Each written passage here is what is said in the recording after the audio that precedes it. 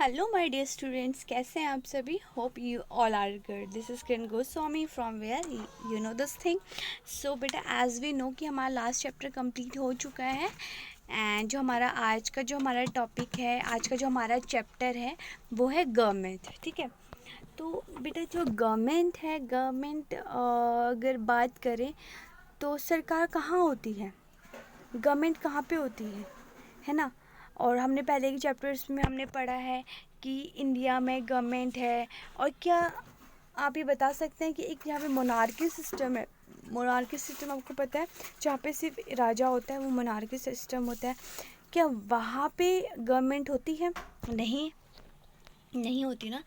तो गवर्नमेंट, अगर सिंपली बात करें तो गवर्नमेंट एक बहुत ही महत्वपूर्ण रोल प्ले करता है एक डेमोक्रेटिक कंट्री में। ठीक है, तो सबसे पहले हमें ये है कि ये गवर्नमेंट है, इसकी मीनिंग के बारे में, इसके बारे में समझना। Meaning and need for government, इसकी का मतलब क्या है और हमें इसकी ज़रूरत क्या है ना।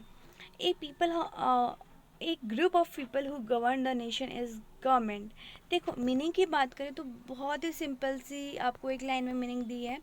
गवर्नमेंट एक ग्रुप है लोगों का जो कि एक देश को क्या करता है, चलाता है।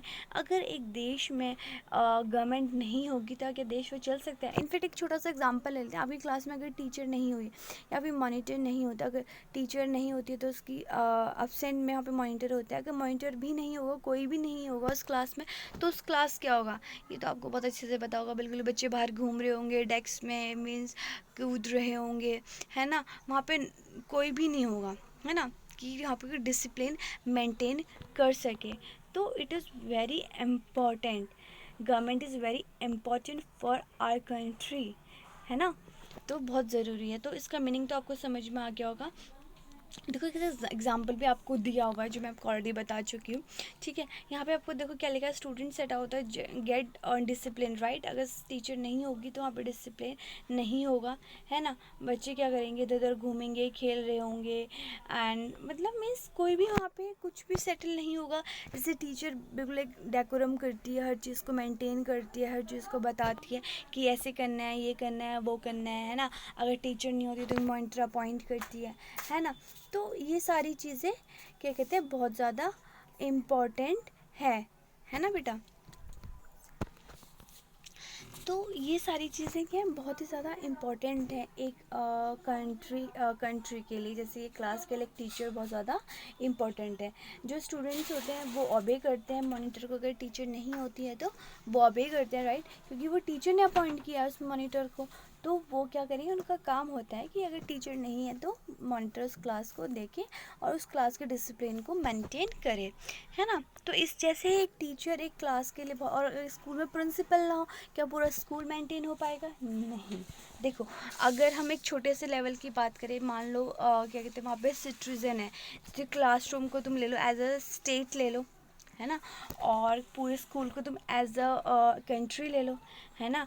अगर उस स्टेट में शांति नहीं होगी तो बाकी सब लोग वहाँ पर भी डिस्टर्ब रहेंगे, है ना। बट अगर मेंटेनेंस की बात करें तो क्या कहते हैं, सबसे स्मॉल लेवल पे, सबसे छोटे लेवल पे मॉनिटर क्लास को देखता है, फिर उससे ऊपर टीचर एंड पूरे स्कूल को कौन देखता है, हमारा प्रिंसिपल, और बाकी जो उनको सपोर्ट करते हैं और भी एडमिनिस्ट्रेटिव स्टाफ होता है। ठीक है, अगर हम घर की बात करें, when you and your sister fight, अगर तुम और तुम्हारी जो सिस्टर है वो, अगर तुम आपस में लड़ते हो, है ना, तुम्हारे बीच में लड़ाई होती है, तो क्या करते, तुम्हारे पेरेंट्स और तुम्हारे ग्रैंड पेरेंट वहाँ पे उस चीज़ को देखते हैं, है ना। तो हमें एक ज़रूरत, एक एक मतलब एक पर्सन की ज़रूरत होती है जो क्या करे, कमांड करे और सारी चीज़ों को क्या कहते हैं, ठीक करे, और वो कमांड करे अगर हमारे ऊपर, तो बाकी सब भी उसको ओबे करे, चाहे वो हमारे पेरेंट्स हो या फिर हमारे ग्रैंड पेरेंट्स हो।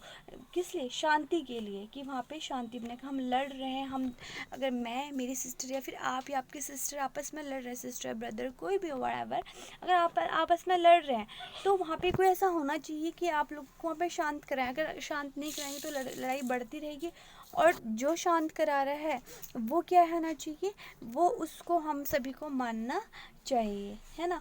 तो ये बहुत ही ज़रूरी होता है। पहले टाइम से ही क्या कहते हैं, human being living together, the need to someone who should restrict and guide their affairs and resolve their differences became imperative. देखो शुरू से अगर हम पहले की बात करें तो क्या कहते हैं मतलब तो शुरू से ही मतलब since the time early time से ह्यूमन बीइंग जो एक साथ रहते हैं उनमें ज़रूरत होती है, एक की ज़रूरत होती है कि वो सारी चीज़ों को देखें। आज भी तुम कई ट्राइब्स या कई सारी मूवीज़ तुमने देखी होंगी, ट्राइब्स की देखोगे, वहाँ पे भी जो बहुत ज़्यादा क्या कहते हैं एक्सपीरियंस्ड जो भी वहाँ पे पीपल होते हैं, कहते हैं ना बड़े बूढ़े जो होते हैं, तो उसके बाद बाकी जो उस कबीले के लोग होते हैं वो उसकी बात मानते हैं क्योंकि वो एक्सपीरियंस्ड होता है। उनको एक लीडर की ज़रूरत होती है, एक ग्रुप को हमेशा एक लीडर की ज़रूरत होती है। एक घर में जैसे कि एक बड़े की ज़रूरत होती है जो कि पूरा घर मेंटेन करके रखे, है ना। और बड़े लेवल अगर ऐसी कंट्री की बात करें तो कंट्री में भी, एक स्टेट में भी एक मतलब लीडर की ज़रूरत होती है जो सारी चीज़ें क्या करें, मेंटेन कर सके, है ना। और इन सब चीज़ों के लिए कुछ रूल्स बनाए जाते हैं कि ऐसे हो वैसे होगा तो तभी क्या कहते हैं मतलब पीस एक फैमिली में, या फिर अब स्कूल का जो एग्जांपल था उसमें एक पीस, एक शांति बनी रहे, है ना। तो इसीलिए जो गवर्नमेंट है एक देश के लिए, एक नेशन को चलाने के लिए, तो हमें एक गवर्नमेंट बनाई गई है जो कि क्या करे, देश को चलाए और उसमें क्या कहते हैं देश में शांति बनी रहे ताकि वहाँ के जो नागरिक हैं, वहाँ के लोग जो हैं वो शांति से रह सके। अब बेटा जैसे कि नागरिक कोई भी अपनी बात अगर बताना चाहे तो क्या सभी अगर जो मतलब वहाँ पे एडमिनिस्ट्रेटिव स्टाफ या फिर कोई लीडर्स स्टेट लेवल पे या फिर एक छोटे से विलेज लेवल पे नहीं बनाया जाएगा तो क्या सारे लोग प्राइम मिनिस्टर के पास थोड़ा पहुँच जाएंगे अपनी प्रॉब्लम्स को लेकर?